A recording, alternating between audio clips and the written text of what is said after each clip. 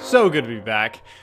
I love the weekend where I can sum up all the craziness throughout the week and vent to you about the crazy things going on. Today's episode is going to be a little bit different because I did want to get back into entertainment and movies and that sort of thing. It's what I'm most passionate about. I know I've been venting about a lot of political stuff, but it does matter because it does impact us all in some way. So this episode, I'm going to get into why Jordan Peterson absolutely freaked out with Dave Rubin over some gross incompetence. Saturday Night Live literally sacrificed killed laughs for the sake of propaganda. And a dude becomes the first woman to name a U.S. military ship after a convicted pederast. But first, don't worry, we will begin with the new Batman trailer. I've been so excited for the new Batman movie to come out. I mean, the Batman series that Christopher Nolan did is, I think, one of the greatest trilogies of all time. My favorite movie as a whole to watch is The Dark Knight, not because it's, a superhero movie, but because I think there are so many fantastic truths and lessons and archetypal moments like woven throughout the story. And I'll get into it. But as you know, The Batman is the new one, and it's very dark, very different, and they released the final trailer. So we are going to check that out.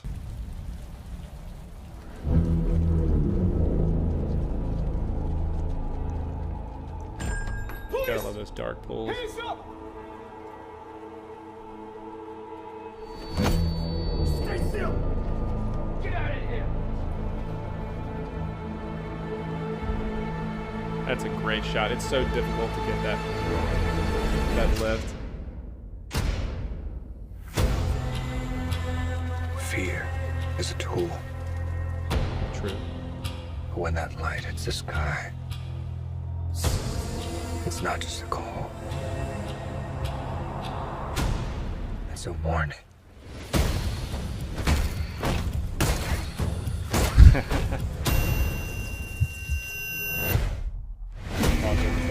I do love that Robert Pattinson is playing this role. I think he took on the physicality really well. He survived COVID during the shoot.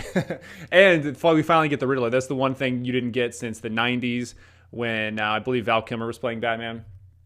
The Riddler is a fantastic character, and it balances well with Batman being this imposing physical character and the Riddler just strictly being someone who is mentally ahead of everyone else. I think those are really cool balances. It's not as cool as the Joker and Batman because of what they represent. I'll get into that later, but I also love the music. I'm a huge Hans Zimmer fan, but I do like the music they did this film. I've been trying to reach you. Fire the gun! This is about a king, and Riddler's the match. I can take care of myself. If this continues, it won't be long before you've nothing left.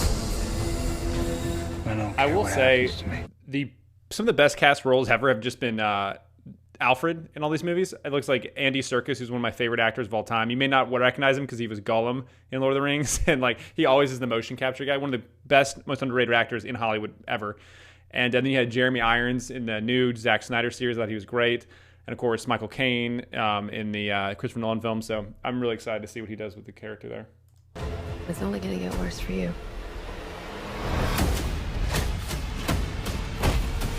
Whoa, take it easy, sweetheart.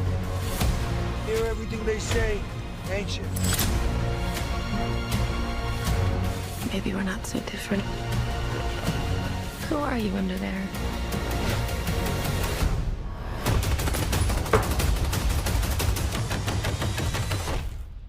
I'm vengeance.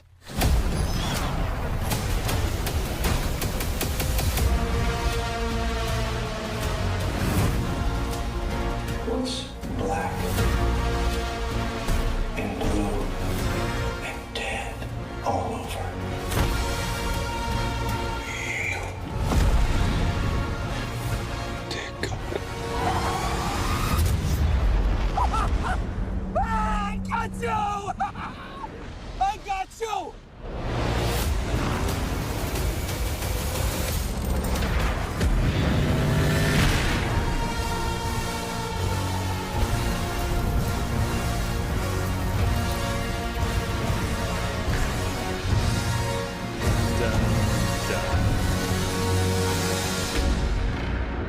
March 4th. I think they had to push that back because of COVID, if I'm not mistaken.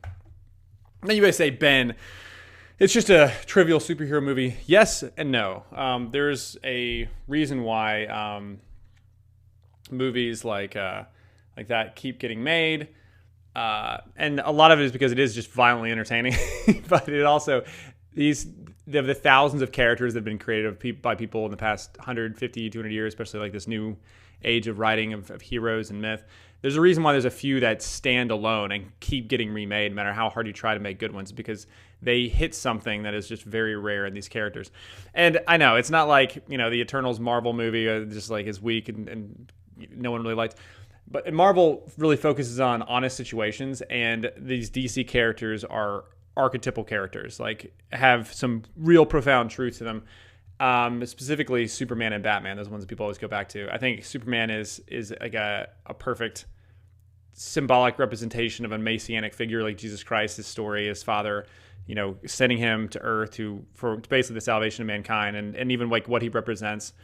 People just kind of like stumbling towards the light is like something that is it's a motif throughout the Batman or the superhero series of Superman. Another way they're very important is because they're attacked by the people that you want to be on the other side of, like specifically the left. Like there's no shortage of being attacked.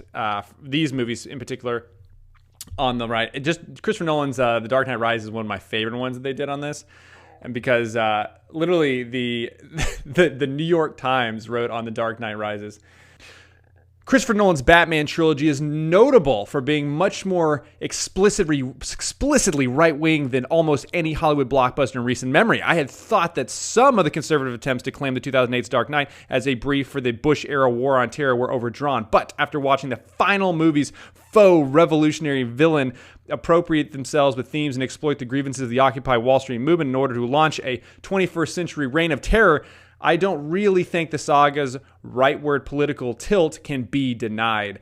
My favorite is when it goes down. They say that it's one of the direct quotes. They quote a writer from a different article, but they quote this in the New York Times. It says, "It is no exaggeration to say the Dark Knight universe is fantastic. And I'm not name-calling or claiming that Nolan has Nazi sympathies. It's simply a fact." Can you believe that? What they're mad about was The Dark Knight Rises. You have a left-wing authoritarian revolutionary trying to overthrow a government because he pits people, that the haves and the have-nots, against each other. It's just communism, basically, because you have people that are successful, that have thrived in Gotham, and you have the people that are still feel like they're underrepresented, and they start weaponizing. They start blaming the police and the justice system that locked all these criminals away so that the society could be healed. From the second movie to the third movie, and they claim that it was unjust what they did, and when you let all these people out of Arkham, and if you literally watch The Dark Knight Rises, the third one, you can see so many elements that happen today. And that's one of the reasons why I love the Batman series so much. Why I hope this new Batman movie is good. It looks great, sounds great, the actor's fantastic. But it's important because these are the kind of stories that can change the culture. For example, I did a lot of study. I'll go into more in detail maybe in some other video. But how the first movie itself is about who? It's about an individual becoming more than himself, to take the heaviest burden possible and carry it, trying to steer people to the light, to be like a symbol for something that he is not good enough to obviously obtain. He wants to be a symbol of truth, or that people can latch onto, that can be a symbol for these people. It was pretty great. So you have like the individual maybe taking up the mantle of being a Christian and trying to steer people towards Christ, even though you can never be that good. It's like a symbol, and you're trying to represent, who you're aspiring to be. The second movie is about the what goes on in society. It's not really about Batman and the Joker. It kind of is on screen, but it's really about these two competing realities of having order and truth and justice on one side, and chaos and maleficence and this chaotic evil on the other. And they're fighting over the soul of Gotham, which is us. It's the peoples, it's the individuals. And even it's intentional that the Joker never actually has a backstory in The Dark Knight. He's just like this thing. He's this force that is, it's like gravity that draws kind of evil and resentment and distrust in people's souls and the hearts of Gotham, where they're even willing to give over their saviors to sacrifice the altar of this madman. And then you have, also in the movie, Joker basically hints that Batman is not real either. He mentions to him, he's like, "You really are incorruptible, aren't you?" Because he knows that no man is incorruptible, but Batman is in the movie, even though that's obviously impossible. And you see this played out perfectly with the boat sequence where these two people, Joker's gonna show Batman that these people are irredeemable, and then but they still know good and they know evil and they choose good, and it's great. And then the third movie is how when these realities play out, how we get to these evil or prosperous points in our lives. Like we had in The Dark Knight, the second one. Batman sacrificed himself. They're able to pass the Dent Law, and you have 8 years of peace. And what happens when really great men sacrifice everything for us? Well, you have a moment of a good time of peace, and then in good times breeds weak men, and you have these weak politicians and these weak people start taking over Gotham. There's like this 8-year gap period, and all of a sudden evil starts rising this period, and then weak men give way to bad times, and that's what you kind of see played out in Gotham, where this hell kind of rises up from literally underneath it.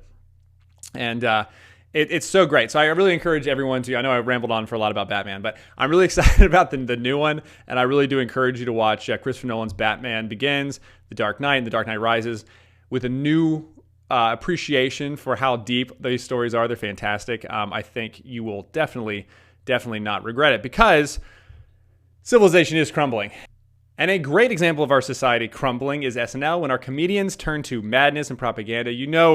We're going to be in for it. So see if you can pull a laugh out of this highlight from Saturday Night Live last week. Pull my finger. No. Laugh. I need it. I need you to laugh so hard. Like the way I laughed when the doctor asked if I got pregnant on the way over to the clinic because I wasn't very far along. And that is one of my favorite jokes to this day. I love that joke. It's such a good joke. Not like a funny ha-ha joke, but like a funny, you're not an awful person and your life isn't over now joke. The best kind. A honka-honka. Good Lord. And in the waiting room, they had a little guest book where all the clowns could write their clown abortion story for the next clown to read it so she wouldn't feel so alone. Awooga. Here's my truth. I know I wouldn't be a clown on TV here today if it weren't for the abortion I had the day before my 23rd birthday. Clowns have been helping each other end their pregnancy since the caves. It's gonna happen, so it ought to be safe, legal, and accessible.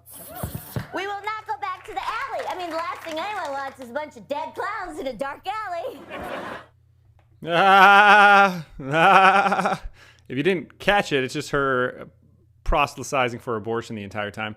I love that it used to be, it's always, the slippery slope is always true. The Democrats in the 90s were like, oh, we want it to be safe, legal, and rare. And now the term is safe, legal, and accessible because they never cared about it being rare at all. More black children are aborted than born in New York. It's absolutely insane. But I love that you can see the truth in jest happening in front of us. I mean, an attempt at jest. That, I never would have had the career I had if I didn't have an abortion when I was 23, like sacrificing life for hopefully prosperity. This is no different than Malak in the Bible, people sacrificing children to have a good harvest or some nonsense like that. It's just wild to see that played out on SNL, right? And the reason why it's so cringe and they're going to sacrifice their dollars and viewers and their credibility on this altar is because we are winning. The truth is getting out. People are becoming more pro-life, more religious, more traditional. People are waking up to these realities. You can see this played out in the different courts in different states with different laws going into effect. It's very encouraging. I hope Roe v. Wade will be overturned in my lifetime, and I really think it has a good shot of it. And it is shocking to see the religious zealots to this ideology too. And they don't care about money because in their eyes, we are pure. We are pure in the eyes of the progressive priests, this progressive religious worldview. Like they are pure by sacrificing jokes and being absolutely unfunny and unbearable on camera, because now they are pure and they're living out their creeds as far as like a progressive type of religion, and they're going out and saying what needs to be said. And it is crazy to see SNL. SNL used to be funny. My parents did let me watch that back in the day, specifically when they were impersonating the different presidents. They always thought it was pretty funny. I remember watching Al Gore in the 2000s about his lockbox and all that kind of stuff. Another reason this is kind of encouraging, and kind of what it shows me, is that they are getting very, very desperate. This is not great. It's not great comedy. It's not great writing.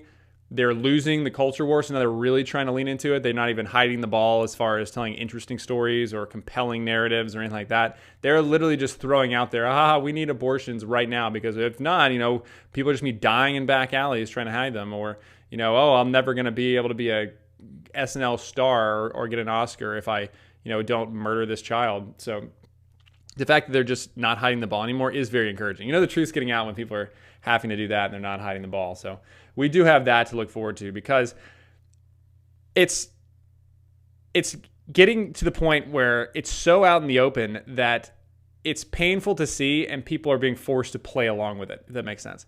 I have a great example of this, and it is the Navy ship that was launched. This is the first. It was the Biden administration celebrated because of the first female 4-star admiral in the military. However, I'll let you be the judge. I'm sure you've heard of Dr. Rachel Levine, and this is Dr. Rachel Levine christening one of the U.S. Navy ships and naming it after a man named Harvey Milk that I'll get into here in a second. Paula, would you please christen the ship? In the name of the United States of America, This is Rachel Levine. I christen thee Harvey Milk. May God bless this ship and all who sail in her.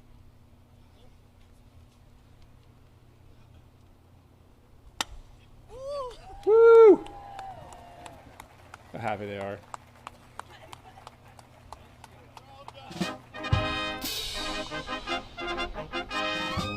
Isn't that amazing? The first female 4-star general christening one of the ships. Except it's a dude. It's a dude who now claims to be a woman and dresses in women's clothing and claims to be a woman. That's. And did you see everyone's face like clapping and like laughing this off? The reason why this clip stood out to me, it wasn't just because the transgender agenda is being pushed on people all the time, but it's the LARPing that happens. LARPing is live action role play. There isn't a single guy standing up there in the military that believes that this dude is a woman, but they're clapping and cheering because they have to. They're playing a role because of the golden handcuffs of their position, meaning I have this job. I don't want to lose this job by not clapping hard enough, not smiling, or saying, this is not a woman. This is not the first 4-star general woman in the cabinet or whatever. It's literally live action role playing from these people. And the golden handcuffs are very, very real.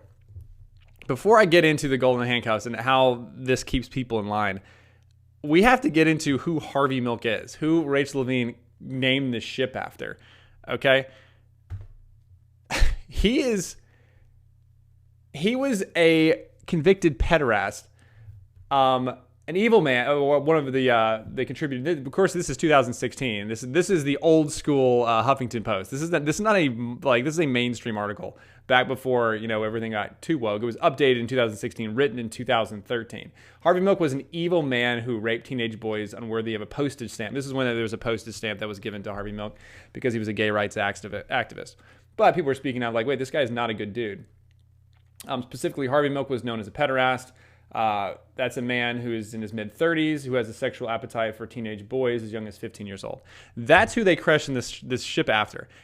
It's just so, we're like in a clown world. And these people are just going along clapping because they feel like they have to. Because there are real-world consequences in this new progressive theocratic regime. Or if you don't adhere to these progressive ideologies and clap and make terrible jokes like the clown, you'll be punished. Specifically, you had someone on one of the longest running shows here, General Hospital actor booted from the show after anti-trans comments about Dr. Rachel Levine. The actor said he was a dude and got fired. And he's been on the show since I think 1996. 1996. And that's what I mean about the golden handcuffs, because it may cost you your job to speak out. I mean, you're not going to get thrown in jail. The golden handcuffs mean like you're not going to get these rewards. You're not going to be able to benefit from these different privileges if you don't fall in line, clap, and do what they tell you to do. It's incredibly effective. However, it is something that we cannot shy away from. It's not something we can give into as a whole. We all need to stand up because it's eventually going to come for you anyway. Adhering to the mob is only going to make sure they eat you last, And more importantly, there are still people who are going to suffer if you keep letting these things happen. If we all keep role playing and lying by playing along with these things, like Dr. Rachel Levine, you could change your name, is not a woman, okay? It's just not. However, they'll do everything in their power to make sure that you think they are.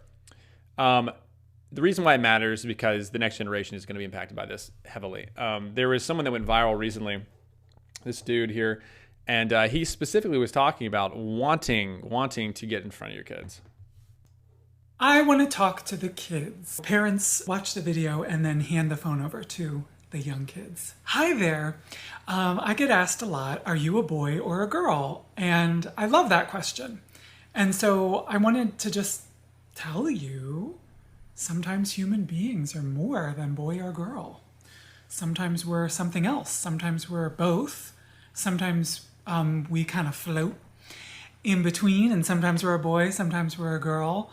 Because human beings are creatures, and we're wild and exciting. Wild and exciting. Now, you may be okay being like, okay, I will choose to pretend now for the sake of this short-term benefit. However, kids being exposed to this kind of stuff constantly with Drag Queen Story Hour and CRT, they're being growing up in a milieu, in a world where this is reality. They're not given a choice. They're being shown this is reality, and eventually, hopefully, without too much destruction, we'll have to discover reality for what it is. Without, we have no idea the ramifications down the road of this is very sexually confused ideology that's being foisted on this young developing generation. That's the danger.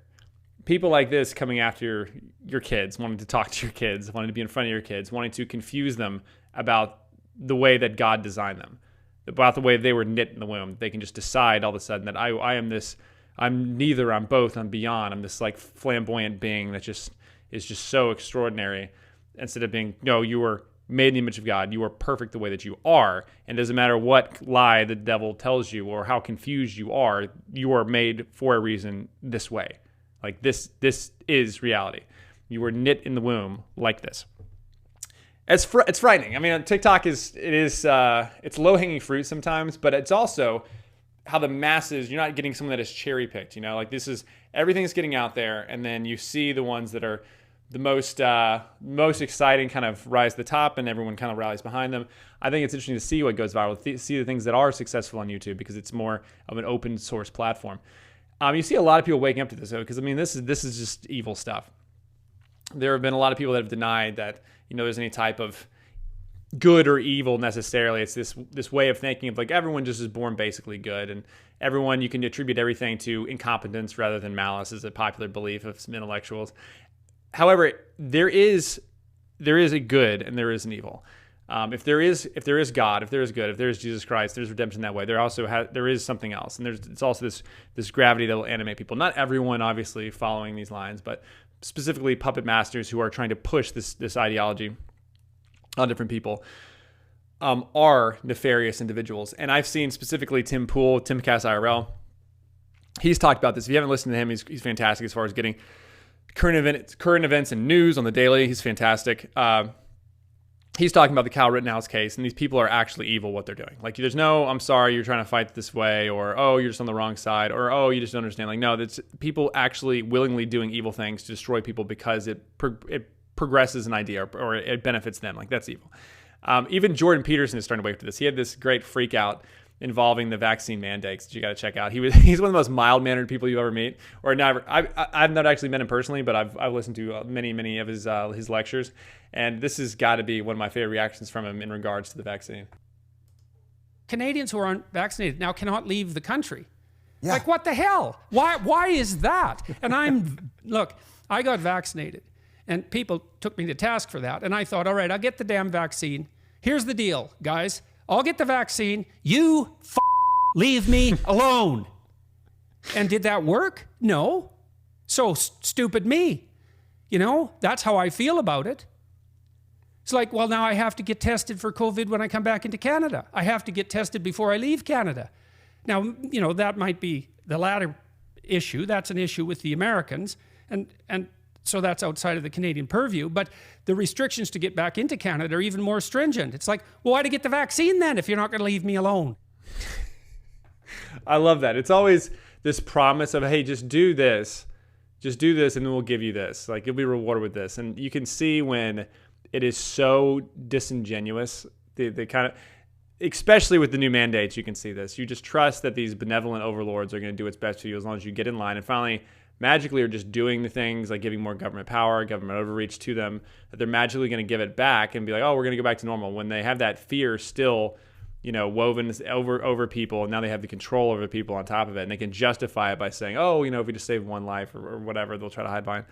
And it's great because Jordan is one of the people too that you kind of would like to ascribe incompetence rather than malicious intent oftentimes.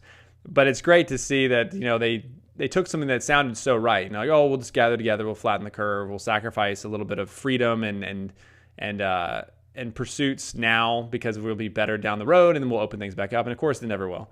And it's great to see. It's like, well, I did this thing, and now I'm not allowed to do this. Like, what is this? In the end, I think everyone is starting to understand that you're going to worship something. People will LARP for a bunch of different things. They'll be like, all right, well, even though I don't believe in all this progressive stuff, it's being pumped into the media, it's being pumped on social media, so I'll play this role. I'll do this live action role play. I'll LARP, hoping that my life will be better for it. Hoping that because it's popular and every celebrity's talking about it, and because I'm not going to be banned on social media or whatever, I'm gonna hope it'll be better for me down the road. Unfortunately, a lot of times it's not. A lot of times it's like this, is with Jordan. Like, you think you're going to get it back, but you often never will. In the end, you're going to still worship something. And just like there is a good, there's also the prince of darkness. And we keep rehashing these old ideas and putting new terms on it. Like abortion is just child sacrifice. I mean, the result is exactly the same as you see in like the Old Testament, for instance. And we have all these cute terms today for giving in and following madness, following the Joker's ideas. Like, oh, I'm going to just manifest. I'm going to get super spiritual, or I'm going to follow my truth, or whatever meaningless slogan they slap onto it. But all you're doing is listening to someone other than God. Either you're making yourself Christ, or being like a Christ self kind of follower, or you are generally following like an evil idea, an evil ideology. And unfortunately, many people are giving into this, but most people aren't. And I hope that there's a lot of people that will stand up and follow the true symbols. And I hope that people will realize that just playing this role is not going to lead you to where you want to go. The promise is not a destination that you are going to be able to reach. They're never just going to open back up if you do everything they want you to do. And you're never going to be woke enough. Eventually, they'll still come for you, even if you name a ship after a pederast and pretend like this girl is, or this girl is or pretend like this dude, very confused, this dude is a woman or whatever. Eventually, it's still going to come to you. Eventually, you're still going to bend the knee, and at what cost? I hope there's enough people that can stand up and point to the truth, just like Batman, the first one. Hopefully enough people that will carry that burden and speak truth to power.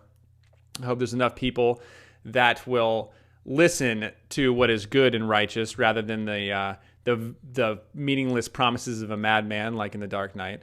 And I hope a lot of people will realize the signs of the times that we're in, just like The Dark Knight Rises, and can see this storm coming and this evil rising in the midst of our culture, in our communities, in our institutions, in our schools. This resentful, perverted, lying ideology that is just going to pit mother against son and son against father, and destroy the family structure and turn us all from the church to a government-run control, kind of Soviet-style communist thing that's gotten so popular. I hope the Batman movie is good, because hopefully it'll have truths that the other ones also had that we can latch on to. And I hope that a lot of people will stop this live-action role-playing and start being honest. I'm Ben Davies, and that was Off Script.